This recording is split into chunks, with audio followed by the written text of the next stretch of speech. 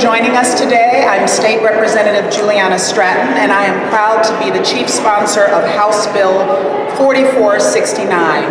I'm standing here with a number of advocates and public safety stakeholders and the representatives from the Illinois State Board of Elections and Chicago Board of Elections, as well as some of my colleagues in the House, Representatives Guzzardi, Representative Evans, Representative Wallace, and Representative Smith. The freedom to vote is one of the most fundamental rights as Americans. In Illinois, Election Day is almost like a holiday. But right now, too many Illinoisans awaiting trial or with a past criminal conviction lose their seat at the table because they do not have access to the ballot. Many do not know that they retain the right to vote as they await trial in jail. And many do not know their right to vote is restored upon release from prison. This bill will help fill those education gaps and expand access to voting across our state. Because for far too long, incorrect information about voting rights has discouraged people with past criminal convictions from voting. While individuals in Illinois have the right to vote in pretrial sentencing, the ability of incarcerated individuals to vote varies widely between jails across our state. For too long, the obligation of finding out how to vote has been put on the shoulders of individuals with records and those incarcerated, their lawyers, and other advocates. Many of the 20,000 people who are being detained before their trials do not have access to vote. Of the almost 4 million people who have a past felony conviction in the state, many do not know that they are eligible to vote. These gaps in our voting system are unacceptable. To fix this legislation would direct Illinois election boards to collaborate with their local county jails to facilitate voting for eligible people who are currently confined or detained in jails pre-trial. Additionally, counties with a population of over 3 million would be able to establish a temporary polling place in county jails. House Bill 4469 would also direct county jails to provide a voter registration application to any person in custody who is eligible to vote. For returning citizens, they would be notified that their voting rights have been restored and provided with an updated registration form upon release. The strength of our communities and democracy lies in expanding access and knowledge to voting. Research shows that people with criminal convictions who participate in civic engagement have a reduced rate of recidivism. This bill gives Illinois an opportunity to build a safer state with a better reflection of our collective priorities. And our goal is that no one is left behind. I am proud to stand alongside a statewide coalition in support of this initiative, and I'm grateful for the leadership of the ACLU Illinois, Shriver Center, Chicago Votes, and the League of Women Voters. Thank you all for your support, and I'm also thankful to have the Illinois Department of Corrections and the Illinois State Board of Elections at the table to work on this legislation. Their presence ensures that these concerns have been heard and will be addressed. Now, I'd like to introduce Colleen Brinkmeyer, who will share her story. Good morning. My name is Colleen Brinkmeyer, and I'm from Rockford, Illinois. Back in 2015 is when I was released from Decatur Correctional Center. I did not know I could vote. I was released from prison. I was told that people with felonies could not vote. Many people I know did not either vote because of the felonies on our records. When I was told just last Saturday by Miss Michelle that I could vote, I was really ecstatic. I was like, wow, I did not know this. And I've been off parole and out of the system for over 3 years. I missed out on many opportunities to have an impact with my vote. I missed out many opportunities to choose my election officials with my vote. I missed out many opportunities to have my vote heard with my votes. I really believe that every vote counts, and until recently, I did not know that I could vote. This is why we need a law that educates people with felonies of their voting rights. We need a law that makes sure that everyone has the opportunity to vote. It is important to let people like me know that we have the right in the state of Illinois to vote. Voting is a right that means a lot to me because while I was in prison, that was one loss that we cannot do. That's something that was taken away from us when we are incarcerated. Now that I have been out and released, I have contacted many people that have been out, and they said the same thing. Our parole officers are even telling us that we cannot vote, and they were wrong. Please, people that have been to prison will cherish that right to vote, but the first thing we need is to have that right. So I'm asking our elected officials to help people like me to pass this law and let others vote as well. Thank you. Great job.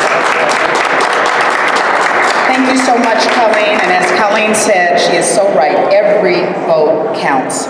Next, I'd like to bring up Lance Goff, the Executive Director of the Chicago Board of Elections. Lance Goff. Thank you. Thank you. Good morning. Thank you, Senator. The Chicago Board of Elections is in support of this bill for one main reason. It's part of our core mission is to educate. There have been too many places I've been out and I've been giving speeches on why to register to vote, and I've had people come up to me and say, well, I was incarcerated, and I said, well, you've been released, right? And I said, you're able to register to vote. He said, nobody ever told me.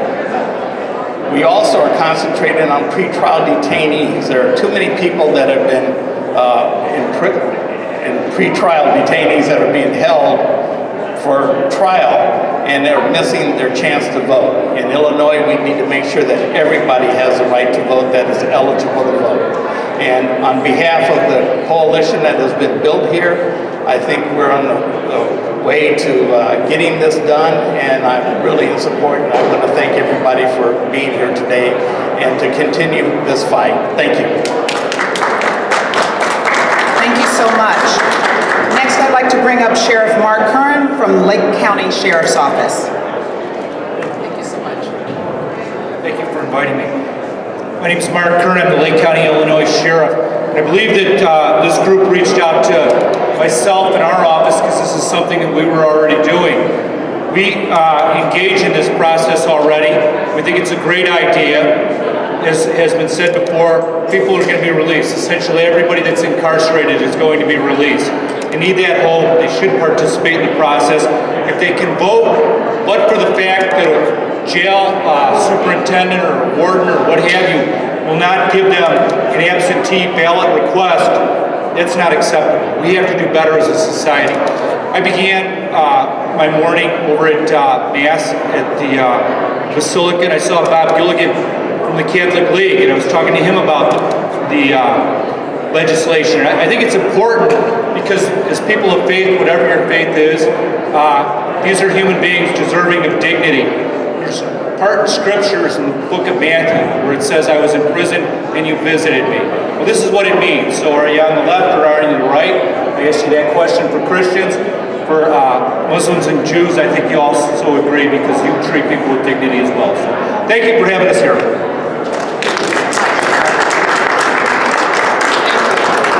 Next, I'd like to bring up Matt Burke, Chief of Staff for the Cook County Sheriff's Department.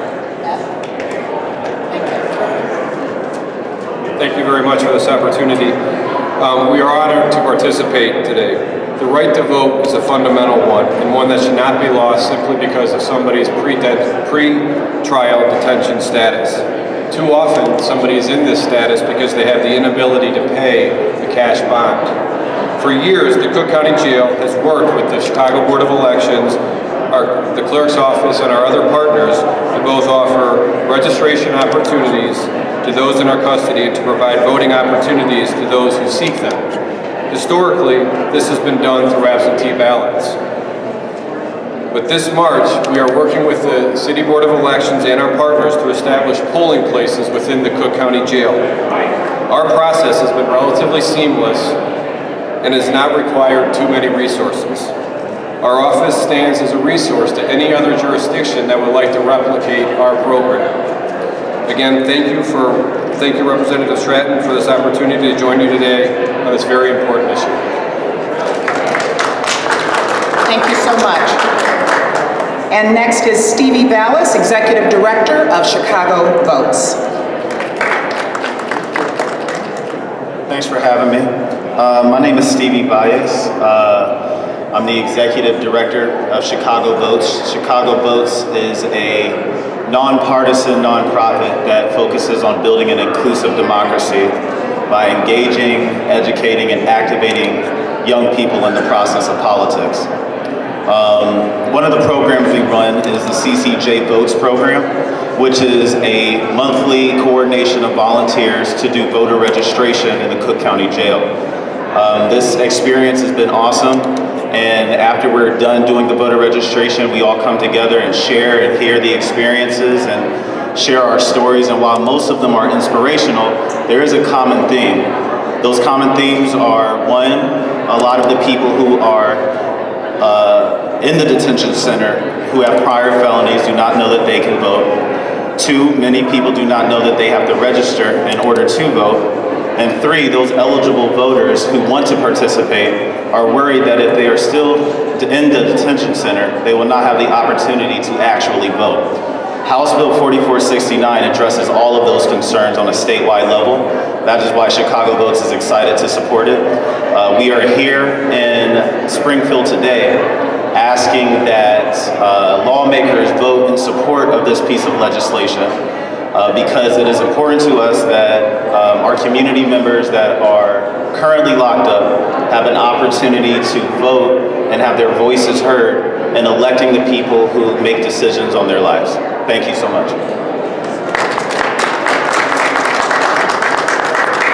And to close out this press conference, I will invite first Representative Marcus Evans and then any other legislators that may want to have a comment. Thank you. First, I'd like to thank Representative Juliana Stratton for taking the leadership to push this issue forward. I think all of the advocates have made it crystal clear that this is a problem and there's a solution that's being brought up, and I just want to express my support for this legislation. Representing the African American community on the south side of Chicago, we know the individuals who are incarcerated throughout this country and quite frankly throughout the state as individuals from our community. And what do we do when these individuals return? We ask them to not recidivize, to come back to the society, to be what we hope that they can be to improve the society. There is confusion among folks. People don't know if they can come back because there are states in this nation that bar individuals. There are horrible states that say if you made a mistake that you can't participate in the process in which our forefathers presented. But Illinois is not that state, so we want to make the awareness known to folks that yes, you can vote. And I'm so happy about this bill because it not only brings about the awareness, but it brings the mechanisms that make it possible for individuals to do what our forefathers intended for them to participate in our democracy. So thank you to Representative Stratton. And publicly, I'm here to express my support in the House of Representatives as the representative for the 33rd District. I will be supporting this legislation and spreading the word that you can make a mistake in Illinois, but you can get a job, you can go back to be with your family, and you can participate in democracy. And that's what we want. Everybody's welcome in Illinois, but we want folks to be productive. And this is a push to getting our folks who've made mistakes to be productive. I'm excited for this, and I can't wait for it to be the land of the law. Thank you.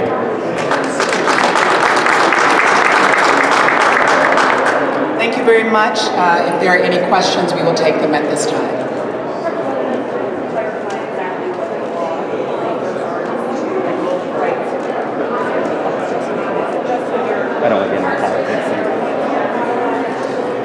When you are pretrial detainee in jail, you are eligible to vote. And so that's why we have some jurisdictions where voting is taking place in county jails, but not all of them. In some of the jurisdictions, there might be voting taking place, but those votes are then not necessarily counted. So this is to bring some uniformity to that process for pretrial detainees who have not been convicted and are actually eligible to vote. When you are incarcerated in prison post-conviction, while you are incarcerated in prison, you are not eligible to vote. So many people leave our prison system not aware that they have to re-register to vote, to be back on the voting rolls, and that they also have the right to vote. And so when I was knocking on doors as a candidate, I remember there were many people who told me I can't participate in this process because there is so much misinformation. People think that as someone with a felony record, you are unable to vote. That is not the case in Illinois, and we're trying to open up that process for them as well and educate them about their voting rights.